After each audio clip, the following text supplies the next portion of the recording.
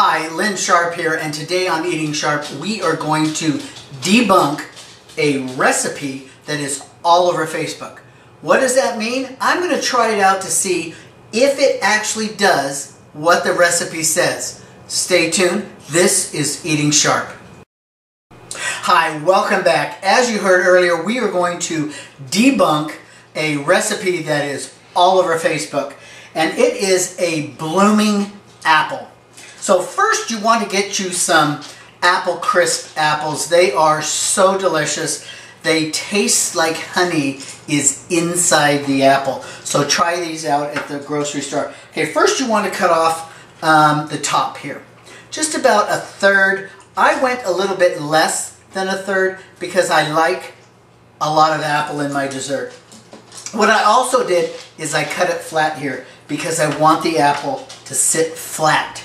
Okay, next you want to take one of your little melon ballers and you want to go ahead and core out the center. Next, take a small knife and you'll want to cut a ring around that hole that you dug out. Now, the recipe says and shows that you can get 2 rings in here. Well, this one I was only able to get 1. Okay? Then after you've cut that ring, you're to turn the apple upside down and cut close to the center, but not all the way to the center, all the way down, all the way around, so you have some wedges, so that the apple kind of spreads out a little bit. You can see the cuts. They're about a ½ inch around, and they go all through the 2 pieces of apple. Next, you go ahead and set this into your baking sheet or pie tin or whatever you're going to bake it in. I've got my oven at 375. The recipe calls for a butter, cinnamon, flour, and brown sugar mixture. I had to think about it there for a second. And it comes out pretty moist, okay? I, on the other hand, thought it would be best to make a pecan crumble. And this has butter, flour, brown sugar, cinnamon, and pecans. So we're going to go ahead and put, oh, forgot. There are caramels involved in this one. You take these unwrapped caramels and you push them right down into the center of your apple. It calls for 2, and as you can see, I only was able to get 2 in there. So I'm going to go ahead and put this topping that it shows on Facebook that you need to use. I'm going to put it all on because it is 1 recipe, 1 apple. Just like this. I'm going to make sure that it's all on here. It's a little fluid, not very fluid, but it will run off of there. Okay? I'm going to go ahead and put this one down in the oven for 25 to 30 minutes at 375. I'll pull it out. I'll have done one my way with the pecan topping, and we'll meet back here and we'll see which one really makes a blooming apple. We'll be right back.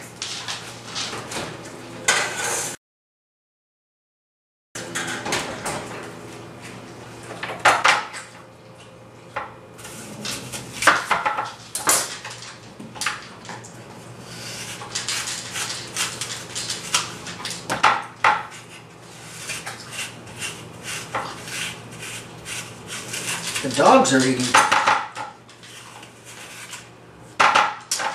Let's see if I can get 2 rings around here. It's pretty hard with a really ripe apple. Or not a ripe apple, but a firm apple. To cut this around. You don't want to cut all the way through the bottom of the apple. Just like that, and then we'll turn it over and we'll cut these wedges for the blooming part. As it bakes, it's supposed to open up like those blooming onions you get at the Outback. only this is going to be a dessert.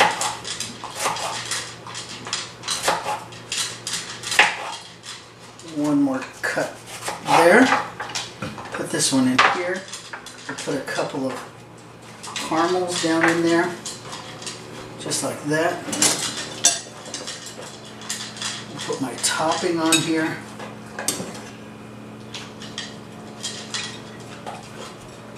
Put about as much topping as the other one had, just like that. And we'll put this one down in the oven as well. Alright, we'll see what happens. Hi, welcome back. As you saw before we came back from the break, I showed you a picture of the apples from Facebook, how they're supposed to look before you put them, the topping on top. And then I also showed you one, how they're supposed to look 25 to 30 minutes after you bake them at 375. So the timer's gone off, so let's pull them out. I have one the Facebook way, and I have one with my pecan crumble topping. Let's take a look, excuse me, and see just how they look. So here is the Facebook apple. It has not, if you look at the photo, I'll show it up here again. You can see it didn't open up and it's not beautiful to look at. Now let's take a look at mine.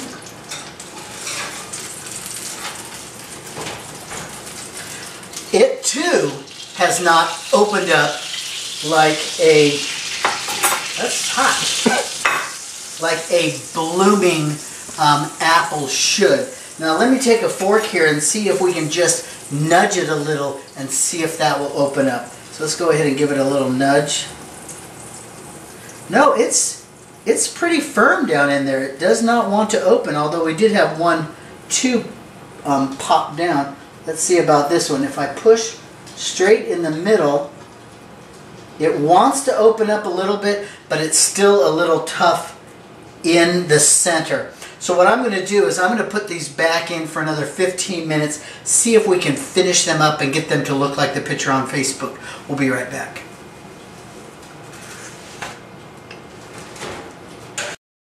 Okay, so I put it in for 30 minutes the first time and we looked at it and it wasn't that good. So I put it in for another 15 minutes, got a little sidetracked, so it's probably been about 20 minutes. So let's pull them out and let's see what they look like. Here's the Facebook one. A couple more have fallen down. You can see the caramel in there coming out, but it's not like it shows on those pictures. And here's the one I did. Let's go ahead and see if we can push them again with a fork. I put my forks away. Let's see what happens if we push them. Well, they will open up if you push it with a fork. I think this is more what they do after they pull it out. You can put some ice cream on here. I have some leftover whipped cream from the poached pears. Let's see if mine will open up over here. Oh yeah, very soft, opening up. And then you can put that whipped cream or ice cream on there. Let's take a taste. I'm not going to get any caramel in this, and it's awfully hot. Hopefully I don't burn myself. Let's see if we can, oops, see if we can taste this.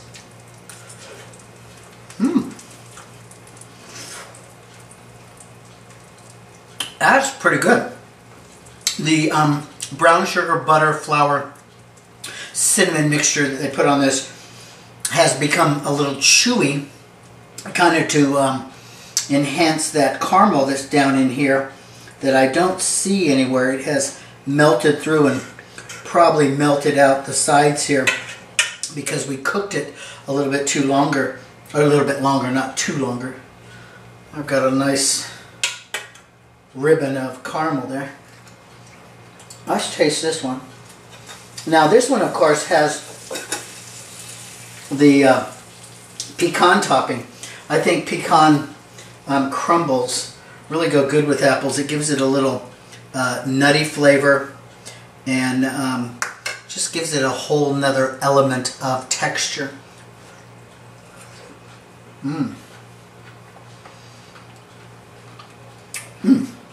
Unlike the Facebook one, the one that I made with the pecan crumble is a little crunchier, not as chewy. But I think overall, I give Facebook's recipe a B because it didn't fall open on its own. And of course mine, another B too, because it didn't open on its own as well. They're both very delicious. So go ahead and try making them yourself at home and see which ones you like the best. So until next time, this is Lynn Sharp with Eating Sharp and Eat Well. Bye-bye.